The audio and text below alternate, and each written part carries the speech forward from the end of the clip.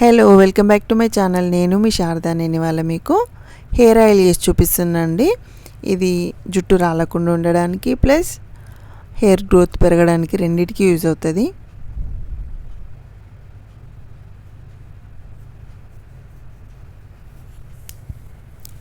దీనికోసం మెయిన్గానైతే గోరింటాకండి. ఇది దీంతోపాటు మందార ఆకులు, మందార పువ్వులు, కరివేపాకు,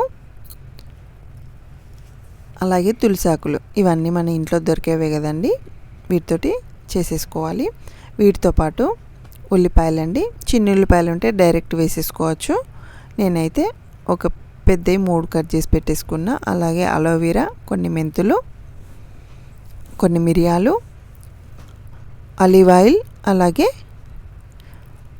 మీరు ఆయిల్ ఏదైనా వాడుకోవచ్చండి. నేను వాటికే హెయిర్ ఆయిల్ వాడుతున్నా. కోకోనట్ పారాషూట్ ఏదైనా వాడుకోవచ్చు.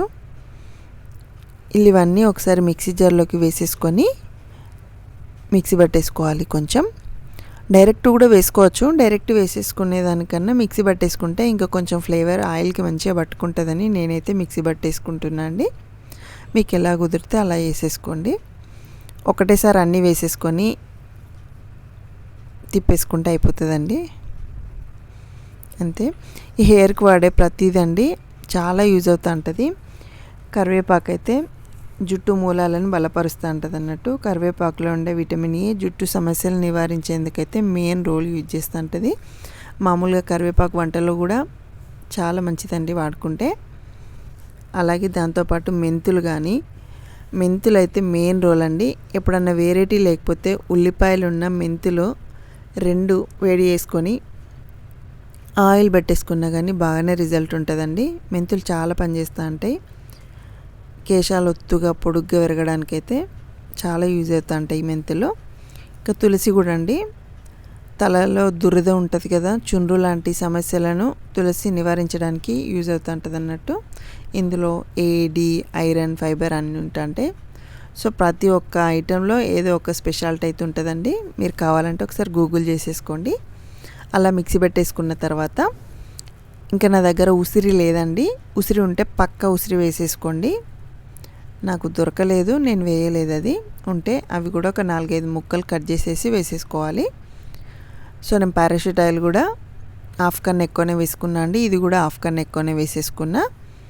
ఆయిల్ పెట్టేసుకొని మనం మిక్సీ పట్టేసుకున్న పేస్ట్ మొత్తం ఇందులోకి వేసేసుకోవాలి. మరీ సాఫ్ట్గా మిక్సీ పెట్టుకోవాల్సిన అవసరం లేదండి. మెంతులు చూసారా తెలుస్తున్నాయి. ఇవి డైరెక్ట్ కూడా వేసేసుకోవచ్చు మెంతులు, కానీ అందులోనే వేసేసుకున్నా.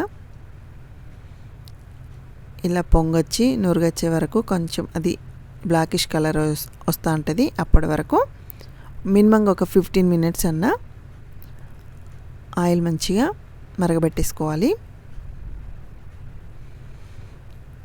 ఇదైతే నేను ఒక 3 ఇయర్స్ బ్యాక్ వాడానండి. అప్పుడైతే నాకు హెయిర్ ఫాల్ కంప్లీట్గా తగ్గింది. సో మేము మధ్యలో తిరుపతి అటు ఇటు వెళ్ళేసి సో నాకు దీని అవసరం రాలేదు. ఈ మధ్య హెయిర్ ఫాల్ అయితే చాలా అవుతుంది. మళ్ళీ ఒకసారి చేసుకుందామనేసి చేస్తున్నా. సో మీకు కూడా యూజ్ అవుతుంది ఎవరికైనా హెయిర్ ఫాల్ ఉంటే అనేసి నేను మీకు ఈ వీడియో షేర్ చేస్తున్నా.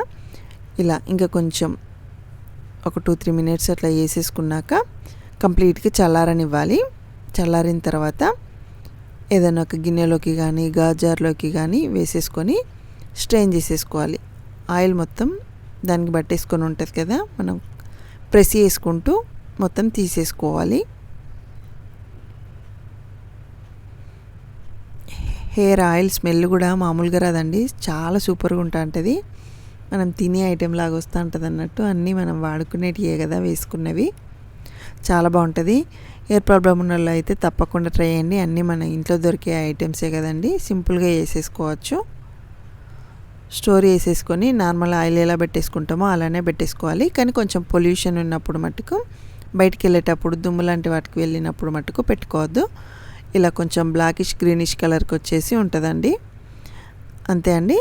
స్టోర్ వేసేసుకొని ఆయిల్ పెట్టేసుకోవడమే. అంతే అండి. Thank you for watching. Please subscribe my channel.